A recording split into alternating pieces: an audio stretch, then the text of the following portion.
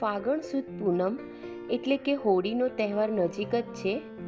હોળીના દિવસે સવારે ધાણી ખવાતી હોય છે. એ જ ધાણી વઘારવાની દરેકની રીત અલગ અલગ હોય છે.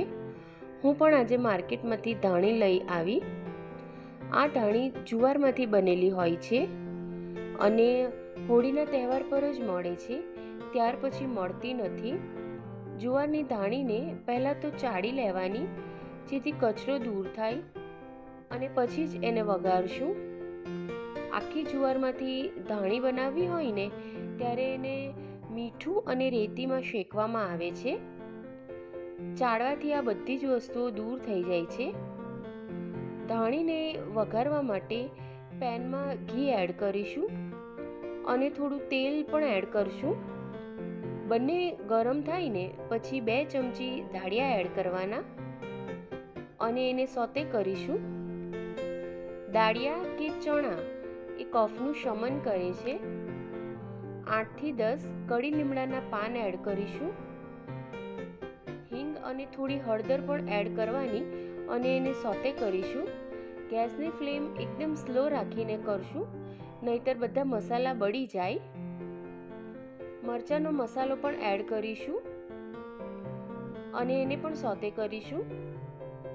અને પછી જુવારની ધાણી એડ કરીને એને સોતે કરશું. આ રીતની સફેદ ધાણી શેક્યા વગરની એકદમ ચીવડ લાગે છે અને જેમ જેમ એ શેકાતી જશે ને તેમ તેમ એ ક્રિસ્પી બનતી જશે. સ્વાદ મુજબ મીઠું એડ કરીને ફરીથી એને સોતે કરીશું. જુવારની ધાણી પચવામાં હલકી છે, એટલે જેણે વજન ઓછું કરવું હોય ને તો તેના માટે તો એકદમ શ્રેષ્ઠ છે.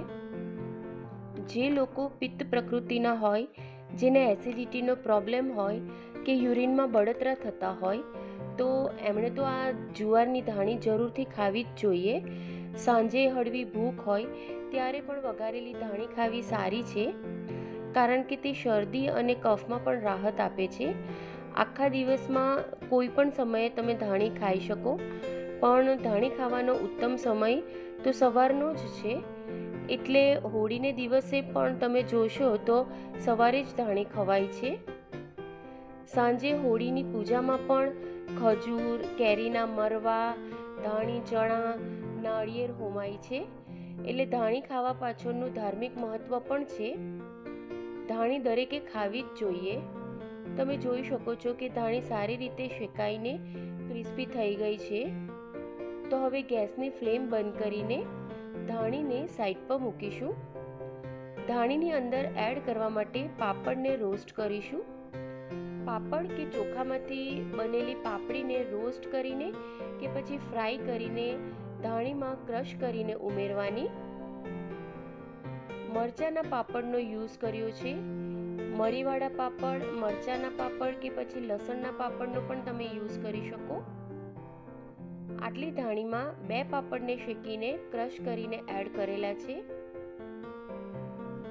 ધાણી એકદમ ઠંડી પડી જાય ને પછી જ એને ડબ્બામાં ભરીને સ્ટોર કરવાની. ગરમા ગરમ આ ધાણી ખાવાની પણ એકદમ મજા પડી જાય. એકદમ ઇઝી રીતે સિમ્પલ અને ઓછી વસ્તુઓથી ધાણી બનાવી છે. તો તમે એને એકવાર જરૂરથી બનાવીને જોજો. અને જો તમને મારો વિડીયો ગમે તો એને લાઈક, શેર અને સબસ્ક્રાઈબ પણ કરજો. Till then